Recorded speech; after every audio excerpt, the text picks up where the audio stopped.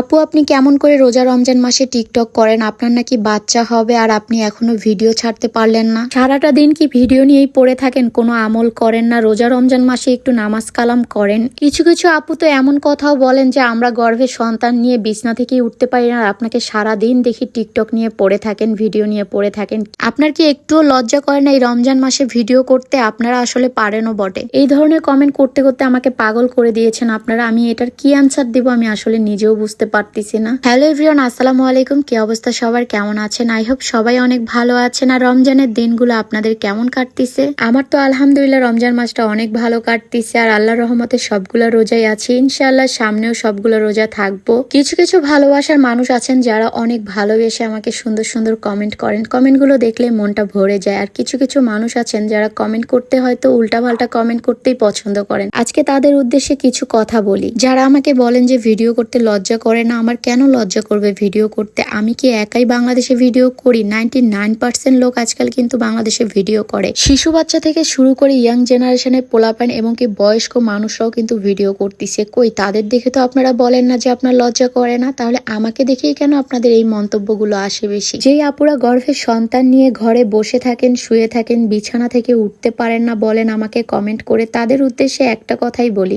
বেশি বেশি করে নামাজ পড়েন, আমল করেন, আল্লাহকে ডাকেন, দেখবেন আল্লাহ আপনাকে সুস্থতা দান করবে যেমন আমাকে রেখেছে। আমি আমার আমল, নামাজ কালাম সবকিছু ঠিক রেখেই তারপরে ভিডিও করি। আর আমি যেহেতু প্রফেশনালি ভিডিও করি, এই জন্য আমাকে ভিডিওতে সবসময় অ্যাক্টিভ থাকতে হয়। 15 সেকেন্ডের একটা ভিডিও দেখলে আপনারা মনে করেন আমি সারাদিনই ভিডিও করি, কিন্তু তা না। আমি সারাদিন ভিডিও করার সময় পাই না, আর সারাদিন আমি ভিডিও করিও না। আমি ভিডিও করি সন্ধ্যার পরে। আমি আমার সন্তানকে গর্ভে নিয়ে সারাদিন রোজা রেখে একটা ভিডিও করি না। তার পরে আমি তারাবি শেষ করে একটু রেস্ট নেই, তারপরে খাওয়া দাওয়া করে দেন তারপরে আমি ভিডিও করি। মানে আমি রাতে ভিডিও করি বেশিরভাগ সময়, কারণ আমার দিনের বেলা ভিডিও করা পসিবল না। সারাদিন বাচ্চাকে গর্ভে নিয়ে রোজা থাকাটাই আমার অনেক বেশি কষ্ট হয়ে যায়, আর তার উপরে যদি আমি ফটোশুট করি আমার দ্বারা সম্ভব না। এই জন্য আমি হচ্ছে গিয়ে যখন রিল্যাক্স হই রাতের বেলায় তখনই কিন্তু আমি ভিডিও করি। আর এটাই এখন আমার প্রতিদিনের রুটিন হয়ে গিয়েছে রোজার মধ্যে।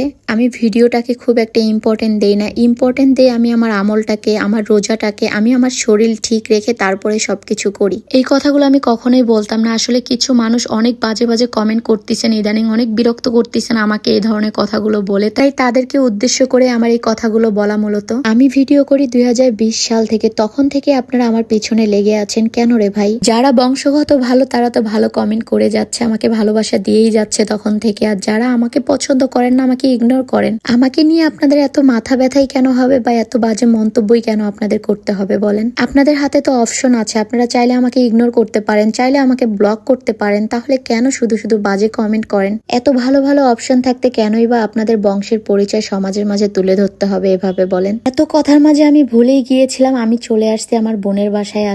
আজকে আমার বোনের বাসায় হচ্ছে ইফতারির দাওয়াত ছিল, তাই আমরা সবাই মিলে চলে আসছি। সবাই বলতে আব্বু, আম্মু, আমি আর আমার জামাই চলে আসছে। আমার বোন হঠাৎ করে আমাদেরকে দাওয়াত দিয়েছে, আর এই হঠাৎ দাওয়াত দেওয়ার পিছনে একটা কারণ রয়েছে। কারণটা হচ্ছে আমার বোনের বড় ছেলে আজকে কোরআনে হ্যাফজ শুরু করবে। এই কারণে আমার ভাগনার ইচ্ছা হচ্ছে আমরা যেন তার সাথে একসাথে ইফতারি করি এবং তার জন্য একটু দোয়া করি যেন সে হ্যাফজটা কমপ্লিট করতে পারে। তাই আমরা আসছি সবাই তার সাথে আজকে ইফতারি করব এবং তার জন্য একটু দোয়া করব। বোনের বাসায় গেলে আমি আমার ভাগনাকে সব সময় পাই না, কারণ বেশিরভাগ সময় সে মাদ্রাসায় থাকে। আর যখন সে মাদ্রাসা থেকে আসে তখন হয়তো আমাদেরকে পায় না বা আমরা তাকে পাই না, এমন একটা সিচুয়েশন হয়ে যায়। আমি আর আমার জামাই বাইক নিয়ে চলে আসছি তাড়াতাড়ি। আব্বু আম্মুর আসার অপেক্ষা করতেছিলাম। এখানে আমার জামাই হচ্ছে গিয়ে বাবাইটার সাথে খেলা করতেছিল, আর এদিকে আমার বোন ইফতারি গোছাচ্ছিল। ছোট বাচ্চাটাকে নিয়ে যতটুকু সম্ভব তার পক্ষে হয়েছে ততটুকুই সে ইফতারি গোছাইছে। আলহামদুলিল্লাহ ভালো ছিল। আর আমরা সবাই ওয়েট করতেছিলাম আব্বু আম্মুর। আব্বু আম্মু আসলে আমরা ইফতারিতে বসে যাব। আর ইফতারির একদমই সময় নেই, অল্প কিছু সময় আছে। আর আব্বু আম্মুর আসতে অনেক দেরি হয়ে গিয়েছে, যেহেতু বিকালবেলা আমার বোন আমাদেরকে হঠাৎ করে ডাকছে,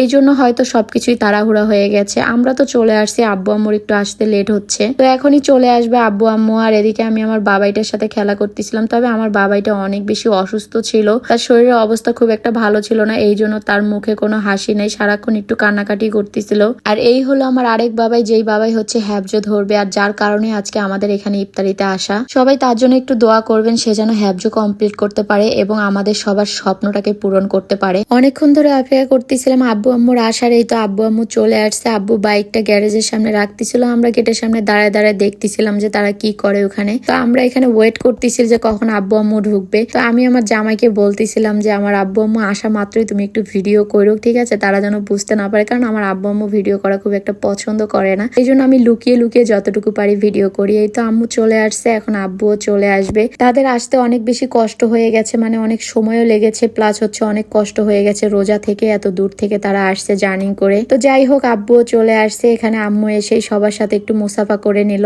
আর আম্মু এটা সব সময় করে, কারো বাসায় গেলে আগে মুসাফা করে। আমার এটা খুবই ভালো লাগে, মুসাফা করলে নাকি মোহাব্বত বাড়ে, এই কারণে সে এসে আগে মুসাফা করে সবার সাথে। এই তো আব্বুরা চলে আসছে, আমরা এখন সবাই মিলে বসে পড়লাম ইফতার করতে। আর এখানে সবাই বসে পড়েছে, আমার গুড়ি মাটাও বসেছে, আমার বাবাইটা বসেছে, আমি আমার পুচ্চি বাবাইটা নিয়েও বসে পড়েছি। সবাই মিলে আমরা এখন ইফতারি করব। আর আব্বু আসার সাথে সাথে কিন্তু 10 মিনিট পরে আজান দিয়ে দিয়েছে, মানে আব্বুরা একটু লেট করে ফেলেছে আসতে। যাই হোক, ইফতারিতে আলহামদুলিল্লাহ অনেক ধরনের আইটেমই ছিল। আম্মু আসার সময় তরমুজ নিয়ে আসছে, আমি আসার সময় দই নিয়ে আসছি, অনেক ধরনের খাবারই ছিল এখানে। আর আমার বাবাইটাও আজকে আমার সাথে ইফতার করবে আলহামদুলিল্লাহ। আজান দিয়ে দিয়েছে, আমরা সবাই মিলে খাওয়া দাওয়া কমপ্লিট করে ফেলেছি। আসলে ওই ভিডিওগুলো আমার ওইভাবে নেওয়া হয়নি সময়ের অভাবে। যাই হোক, আমরা সবাই মিলে খাওয়া দাওয়া শেষ করে এখন আমি আমার বাবাইটার সাথে একটু খেলা করতেছিলাম নামাজ পড়ে এসে। ভিডিও শেষে আমি আমার হেটার্সদেরকে কিছু কথা বলে যাচ্ছি। নামাজ কালাম কখনো লোক দেখানো পড়তে হয় না যে আমি আপনাদেরকে দেখিয়ে নামাজ পড়বো। আমি আমার আল্লাহকে সন্তুষ্ট করার জন্য নামাজ কালাম করি, আর তাকে সন্তুষ্ট করতে আপনাদেরকে দেখিয়ে আমার নামাজ কালাম করতে হবে না, ঠিক আছে? তো আপনারা যারা যারা বাজে মন্তব্য করেন এগুলো বন্ধ করে দেন, ভালো না লাগলে ইগনোর করেন বা ব্লক করেন। Okay, thank you so much. So guys, আজকের মতো ভিডিওটা এখানেই শেষ করছি। নেক্সট ভিডিওতে দেখা হচ্ছে, সেই পর্যন্ত সবাই ভালো থেকো, সুস্থ থেকো। আসসালামু আলাইকুম, আল্লাহ হাফেজ।